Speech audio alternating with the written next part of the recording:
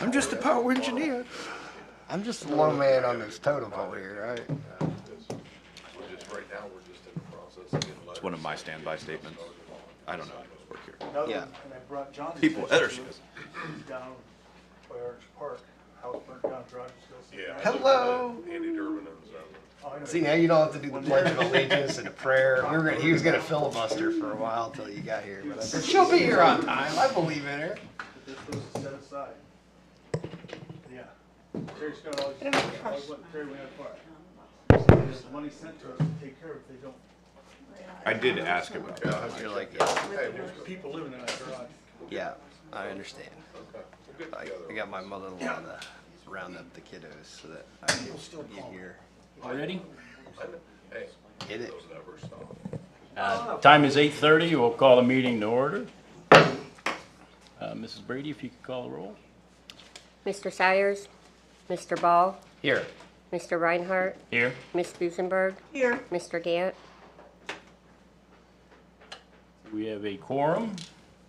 We have the minutes from the March meeting in our packet.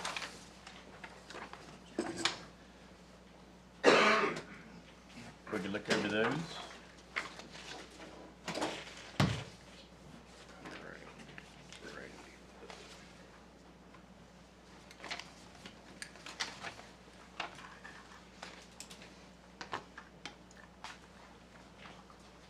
I'll make a motion to approve the those minutes. Do we have a second? I'll second. Motion carries. You gotta vote on it. Or- You gotta vote on it. Just say all in favor. All in favor? Aye. Aye. And you get to vote too. Aye. Okay. Now it carries. Okay, there are no April minutes. It's the meeting was canceled. Adjustment journal. We do not have any. We have no March adjustment journal and we have no April adjustment journal. So that takes us into a new business. Mr. Hillier, would you like to talk first? Thank you. It's kind of new old business. For the record, I'm Mike Hilliard, 215 East Sugar Street. I also own the property at 217 East Sugar, which is what I've brought to question. I was up here 2 months ago to refresh your memory. There's a duplex at 217 East Sugar. One person lives upstairs. It's a one-bedroom. I have two people living downstairs. There's never been more than two. It's a two-bedroom. Upstairs has no washer. Downstairs has one washer. No dishwasher. That at 217 East Sugar has never had a water bill over the minimum cost. But yet I get charged double because I have 1 meter for one house. I think that's ludicrous. With the rates we're going to see going up, I brought it to you and asked to be reviewed. I was doing some simple math this morning. For what I pay an extra water bill, it's more than that I charge for 1 month's rent for the upstairs rental. If I'd have to put in 2 meters like they told me several years ago to fix this, you're talking thousands of dollars, 5, 6 and up, to hire a plumber, split it off 2 meters. I might as well get rid of the upstairs rental. I get less than $7,000 a year out of the top rental. And this is a town that wants rental properties, wherever we can put rental properties, because we have all these people going to move here and want rental properties. But yet, and I know of one other in the same situation with a duplex on North Main Street, that the one tenant isn't even there half the time, but yet they're charged double. And I'm sure if we can get the word out, we're going to have more just like this. But yet, just like I was talking to Mr. Zerman, we have a lot of slumlords in this town could care less what their property looks like, who lives there, what goes on. So I'm asking for your help before my next move. And the word I got, Brian, was we'll look into it. And the one question, We have a current rate study going on. We're in the process of getting all that gathered up, and that's something we will definitely address. The one thing I brought before that we didn't have when this burden was put on me was we now have your GPS meter reader for most of your meters.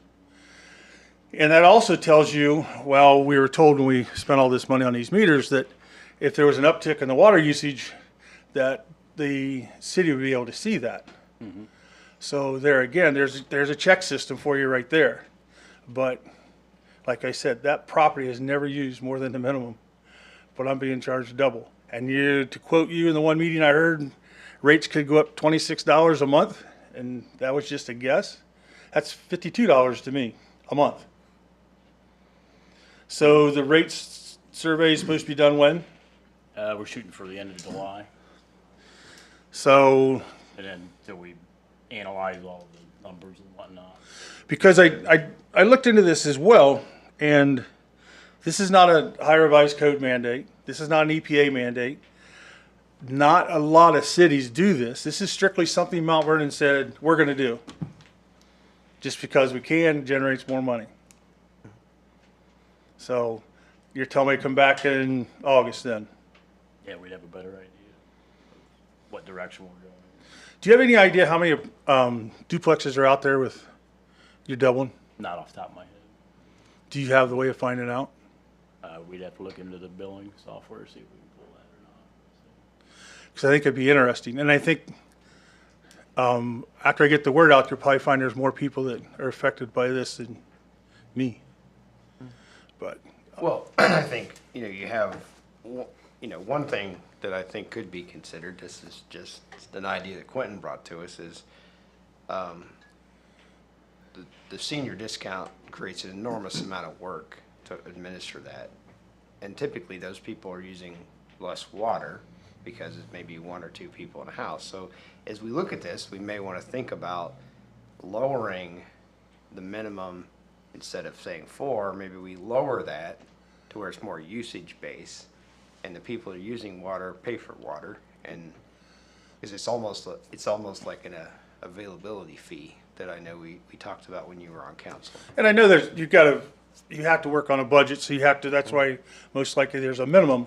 So at least you know the minimums you're going to be bringing in. That's why you come up with a figure of $26 increase. Well, and let's take it completely out of our realm. When Governor DeWine was working on funding transportation, he was figuring out how do we, his approach was we would equally allocate tax to gasoline and diesel, right? So the legislator said, well, we don't like that. We want to put more of the tax on diesel fuel because that's less voters. So there's a lot of ways to do it. Yes, Aaron needs more money. We have aging infrastructure problems all over the city, but it's a hard decision on how we allocate that.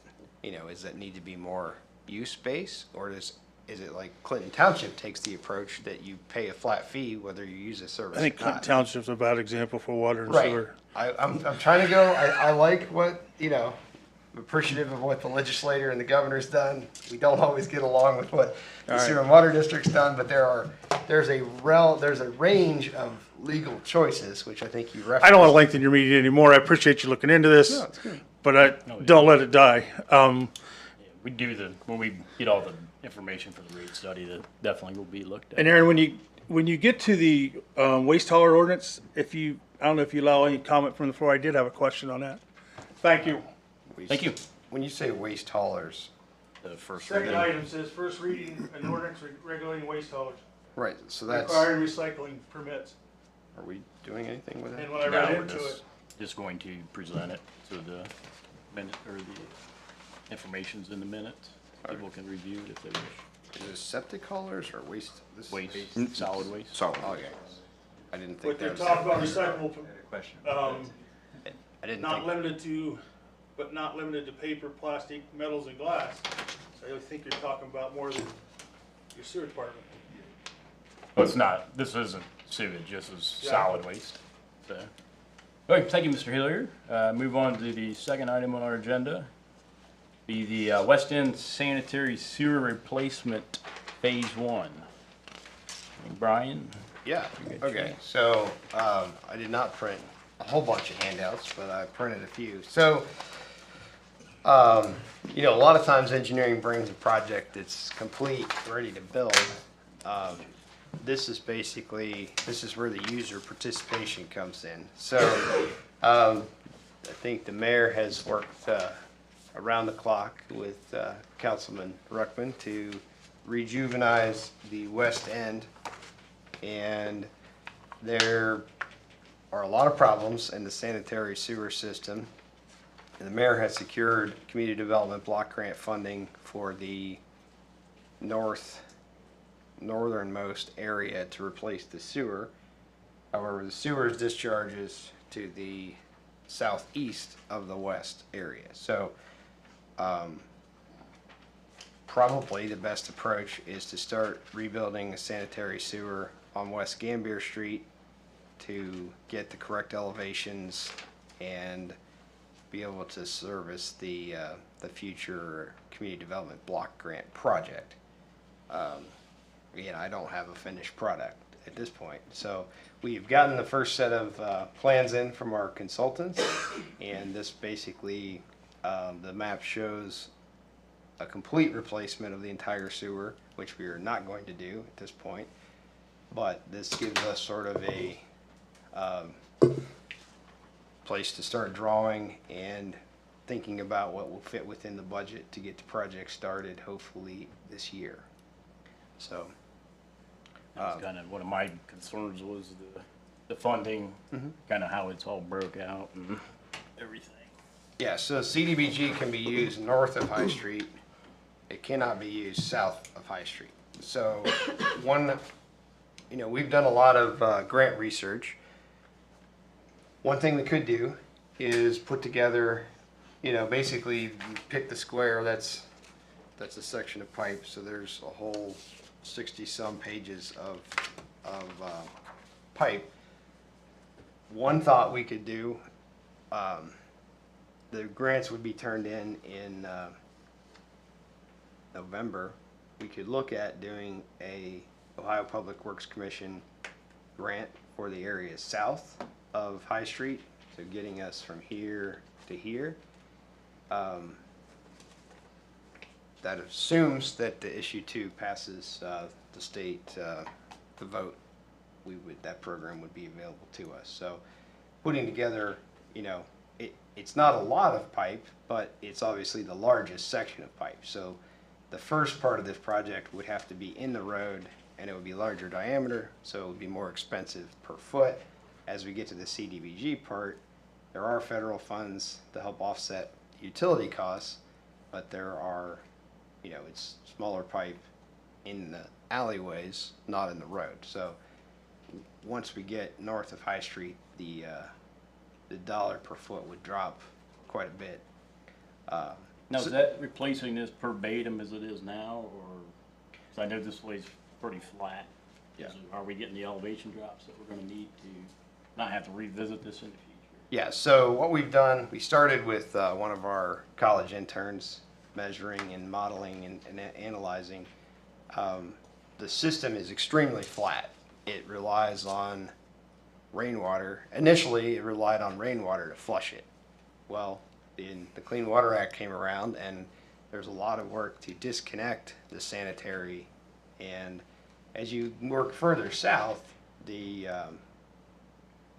furthest south east-west line goes to a pump station. The next one has a negative slope, so it actually ponds sewage and then eventually spills out of that. So we were able to get, if we go all the way back to the railroad tracks at West Gambier, the main line tracks, we're able to get this entire sewer system into code, and the code is the 10 state standards that the EPA has adopted. Obviously, we've adopted. But then if you go to if you start at the bottom, the first alley, the second alley, we cannot get that into code. So in the big scale of the project, the second east-west alley would have to be added to the lift station. The lift station may need to be, I don't know what size it is. It may need to be upsized. Josh Josh Belts and I were kind of talking, if we upsize that lift station, drop it down or whatever we need to do to get the drop, Yeah. So then, look at redoing that.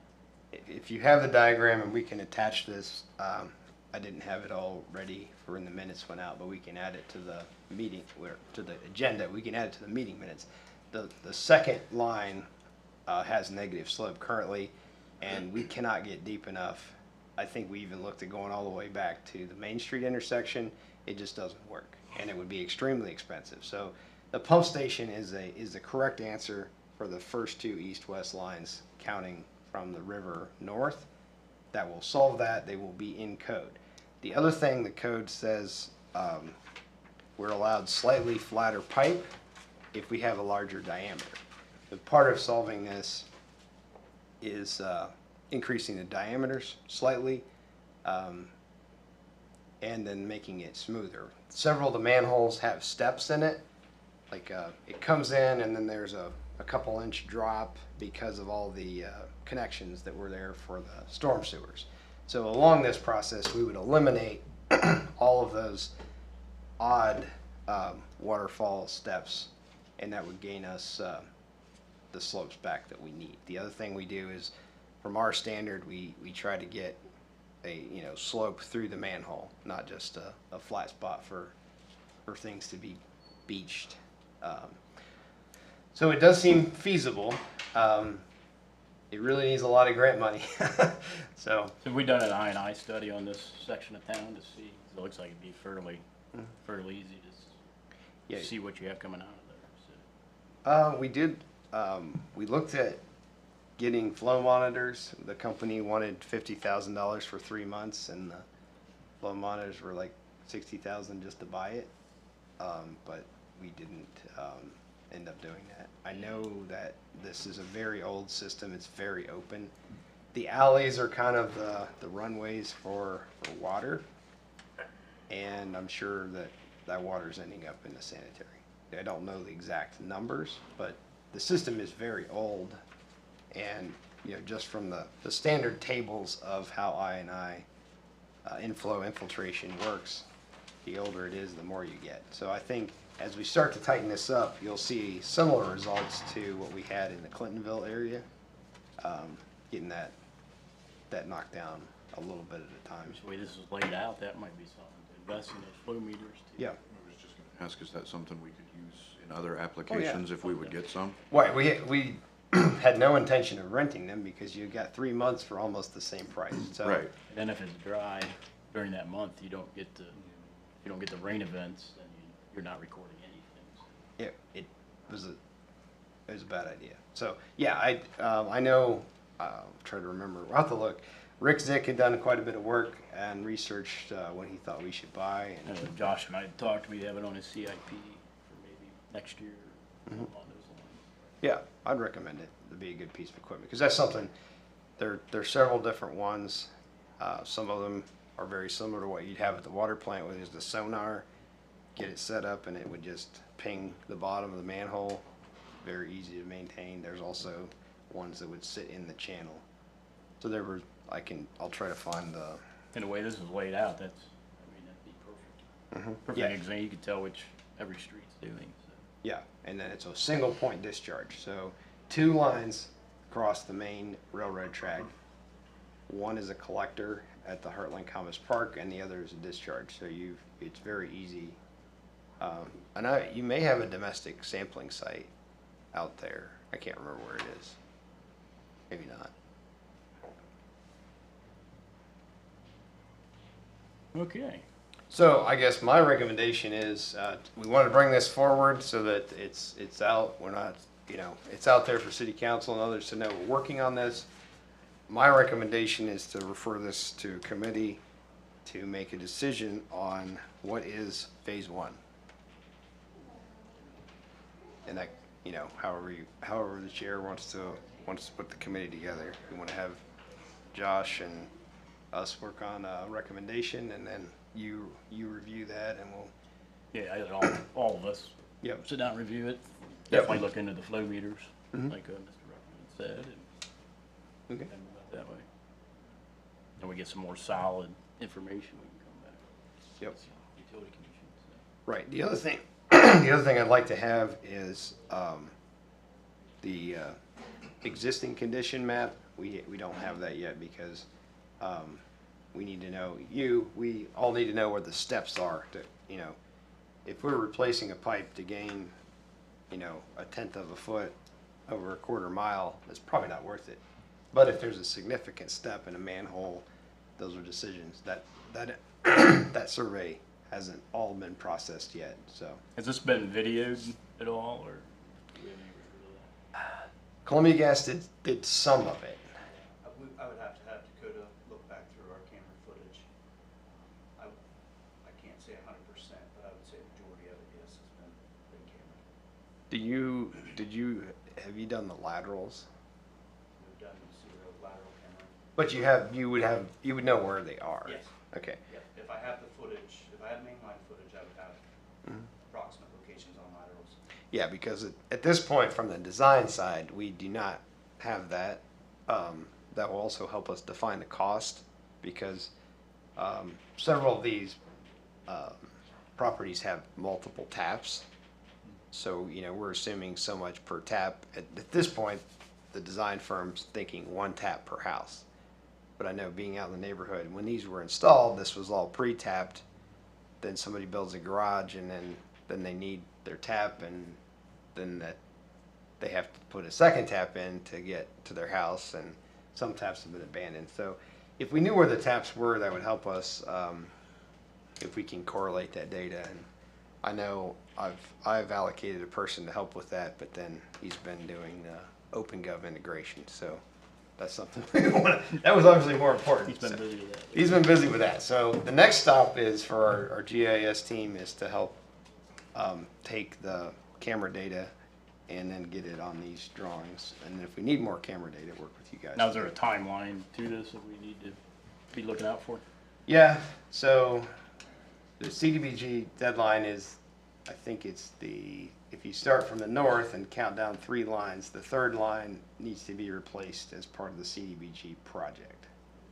That has an August 1st deadline of next year. Obviously, our current neighborhood project, we've gotten a 1-year extension on without a lot of pain. So I think we're gonna end up getting part of the project done. That's something I think is gonna be hard to get to in 1 year, just because of the cost of getting up to that end. So it'd just be this street here, I think so. So this third one down. if you've got my handout there, I think it Between says. Burgess and Walnut. Yeah, I think the alley is Beach Alley and North Adamson were committed to, it was like, I forget the footage. 1,175 residents. Yeah, but it's, there's a certain number of footage on a different page. So it would be, these 2 sections are what the federal commitment is. Because those folks, when we had the public meetings, had the most, I think the most call-ins for sewer problems. Okay. But if we were to think about putting together a phase 1 and we put that as our Ohio Public Works project, we could get at least a 700, you know, we might target a $700,000 grant for phase 1. We'd obviously have to bring some cash to the table because of the minimum requirements, but I think that would go a long way, and those applications would be due in the fall. So I don't think we're, you know, for the neighborhood, I don't think we're gonna run out there next week and start doing anything, but, Our preliminary work in order and yeah. see where we go from there. And then we will also be working right past Farmers Exchange, so we've got to be considerate of the harvest seasons, and they're obviously doing some major upgrades now. So, well, I don't know. Are there any questions? Anybody? These guys look like they're ready to go install pipe right now. Okay, so moving on from that, Mr. Salyers wanted just to do the solid waste. He just wanted a first reading on a ordinance regulating waste haulers, requiring recycling permits, mandating annual reports, and ensuring secure hauling. If you have a copy of the minutes, the language is in there, for everybody to look at. I imagine our next meeting, he will be here to answer any questions anybody may have. This is what he and Rob have been working on? Okay. Okay. He just wanted to get it out there so we start getting public comment. Is solid waste within the purview of this? I didn't. It is. I don't know. It is. Yeah, it's Yeah. considered a Sorry. utility. Okay. I imagine my surprise. Yeah, me too. No, I mean, in my time here, we have not, that has been regulated mainly by the police department. Okay. So, but it, Well, I mean, I can a lot of certainly see- cities do treat it as a utility. Yeah, so. yeah. And even, I mean, it's containment, I'm sure, trash and up in the streets is not good for our sewer. It's not wastewater good anyway. for the sanitary or the storm No, yeah, sewer. we don't want it there. Yeah, nobody wants it. Is this all new language? Yep, completely new. So if the So public's interested. none of this is in writing, it's not No. something that's being updated? Nope, it's all, just out for discussion at this point. Like, you remember, I think there is a current code, but it's Chapter 755. Yeah. This is current code. And there's, the reason I wanted to say something, there are, come on up to the mic, make it easier for well, you. I told Scott I'd talk to him afterwards. I don't want to take your time. Well. He's working on it, Okay. unless you want to know. Well, yeah, come up here and talk. I want to know.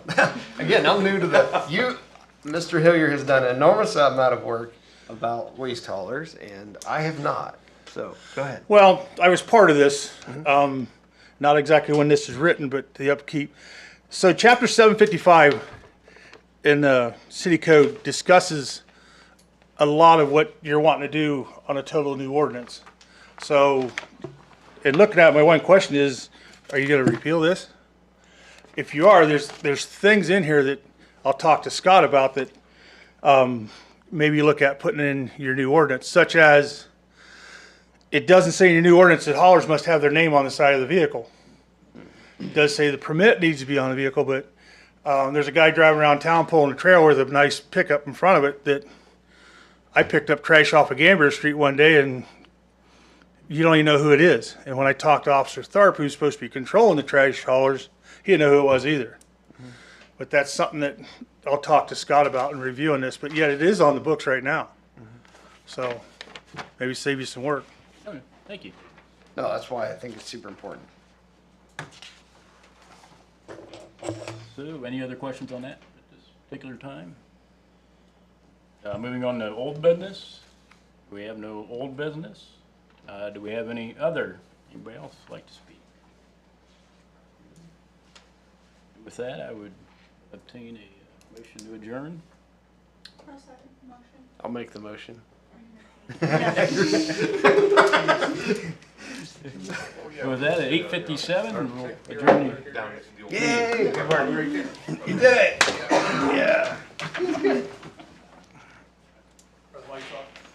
Oh, no, it's not good. Try not to bang around too much.